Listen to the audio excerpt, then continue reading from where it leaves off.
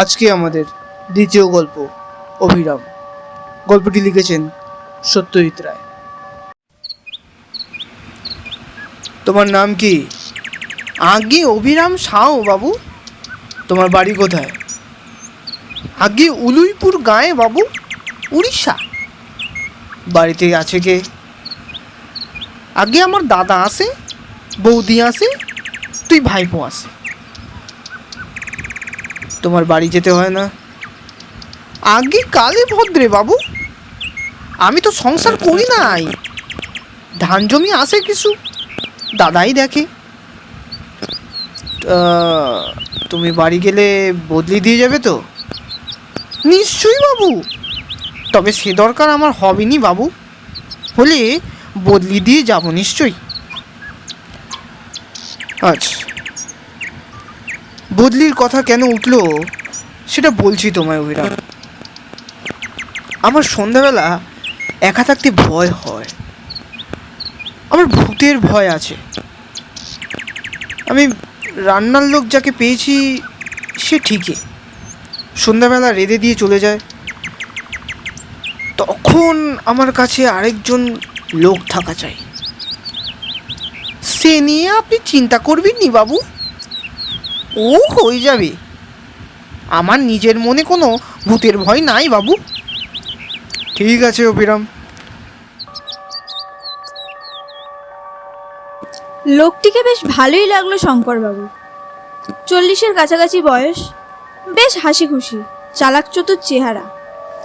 State ব্যাংকের কর্মচারী শঙ্করবাবু এই 7 দিন হলো বদলি হয়ে পশ্চিমবাংলার উড়িষ্যার বর্ডারে এই ছোট্ট শহর কাঞ্চনতলায় এসেছেন। নিজে একা মানুষ, দুখানা ঘর সমেত একতলা একটি বাড়ি পেয়েছেন।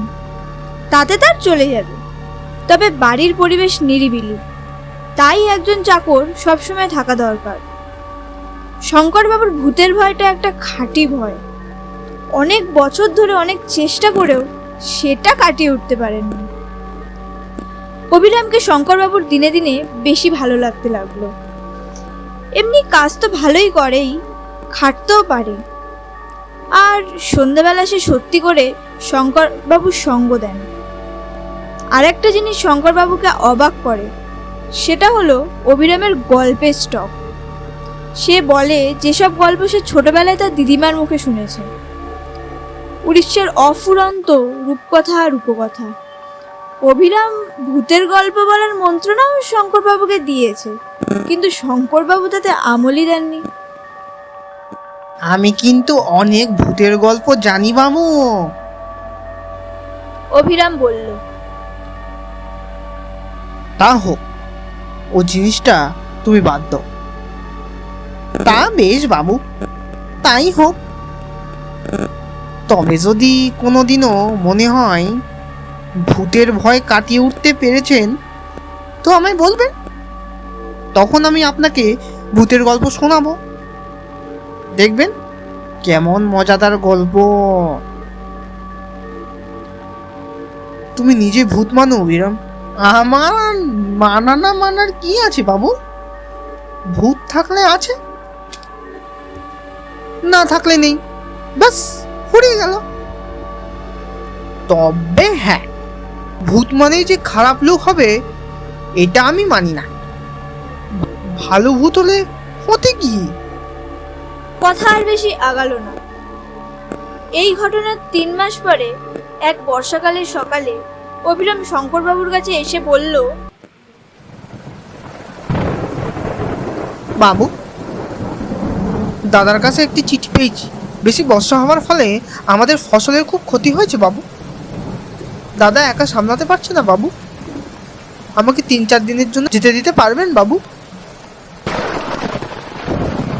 শঙ্করবাবু এই অবস্থা না করতে পারলেন।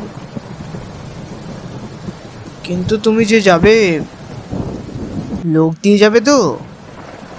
নিশ্চয়ই বাবু, খুব ভালো লোক দেবো বাবু। তবে সে বোধহয় আমার মতো কথা বলতে পারবে না। তা হোক, সন্ধ্যাবেলাটা আমাকে একটু সঙ্গ দিতে পারলেই হলো। তা খুব পারবে বাবু। আপনি যতক্ষণ না শুতে যাবেন ততক্ষণ ও আপনার কাছে থাকবে। অভিরাম চলে গেল। 3 দিন পরে শঙ্করবাবু এক পোস্টকার্ড পেলেন তার ভৃত্যের কাছ থেকে। খবর ভালো নয়, আরো 3 দিন লাগবে সামাল দিতে, তারপর অভিরাম ফিরবে। শঙ্করবাবু কি আর করেন। এদিকে বদলি চাকরটিকে তার বিশেষ পছন্দ নয়, মুখটা যেন বড় বেশি গোমরা, যদিও কাজ ভালোই করে। পরদিন সকালে রেডিওতে খবর শুনে শঙ্করবাবু স্তম্ভিত। তার চাকরের গা এবং তার চারপাশে বেশ অনেকখানি এলাকা জুড়ে প্রচন্ড ঝড় বৃষ্টির ফলে হাজার হাজার লোক মারা গেছে এবং আরো অনেক বেশি লোক গৃহহীন। শঙ্করবাবু মাথায় হাত দিয়ে বসে পড়লেন। এই অবস্থায় কি করা উচিত তা তিনি স্থির করতে পারলেন না। চিঠি লিখেও লাভ নেই, অভিরামও যে লিখবে এমন কোনো ভরসাও নেই। অভিরামের বদলি নিতাইও এ ব্যাপারে কিছু সাহায্য করতে পারল না। রাত 10টা পর্যন্ত বাবুকে সঙ্গ দিয়ে নিতাই উঠে পড়ল। শঙ্করবাবু একা তার শোবার ঘরে প্রবেশ করলেন। বিছানায় শুয়ে বুঝলেন যে তার ঘুম আসার কোনো সম্ভাবনা নেই। অভিরামের অভাব তিনি তীব্রভাবে অনুভব করছেন। ক্রমে রাত নিঝুম হয়ে এলো। একটানা ঝিঝি ডেকে চলেছে। এবার তার সঙ্গে শেয়ালের ডাক যোগ হলো। হুয়া আবার কেয়া! শঙ্করবাবুর মাথার উপর আকাশ ভেঙে পড়েছে। ভূতের ভয়ে এর মধ্যেই তার সিদ্ধারা দিয়ে ঢেউ খেলে যাচ্ছে।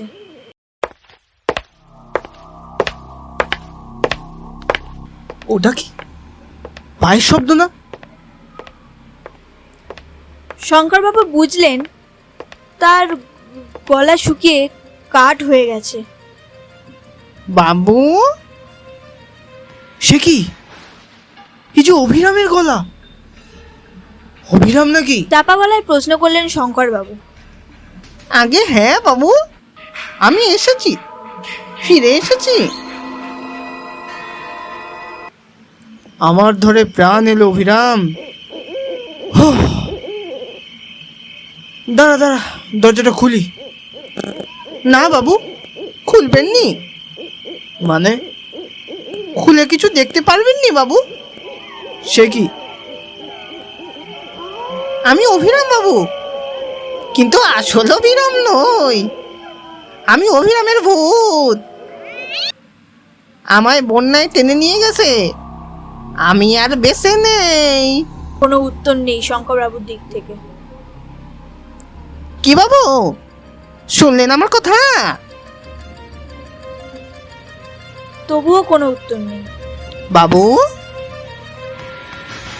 আবার ডাক এলো বাইরের অন্ধকার থেকে। এবার কথা এলো বাড়ির ভিতর থেকে। তোকে কিভাবে দেখতে পাবো? শুধু একটা ব্যাপার হলে পাবেন। কি কি? আপনিও যদি ভূত হন। তা সে আর তোকে বলছি কি, ভূত হয়েছে শুনে তো আমার আত্মারাম খাঁচা ছাড়া হয়ে গেছে। আমার দেহ ওই পড়ে আছে খাটের উপর, দৃষ্টি ঘরের ছাদের উপর, দেহে প্রাণ নেই। তবে চলে আসুন বাবু, এই এলুম বলে আমাকে গল্প শোনাতে পারবি, ভূতের গল্প? কারণ এখন আর ভয় নেই, বাকি মরণটা গল্প শুনিয়েই কাটিয়ে দেব। কি বলিস? হ্যাঁ? যা বলছেন বাবু, যা বলছেন।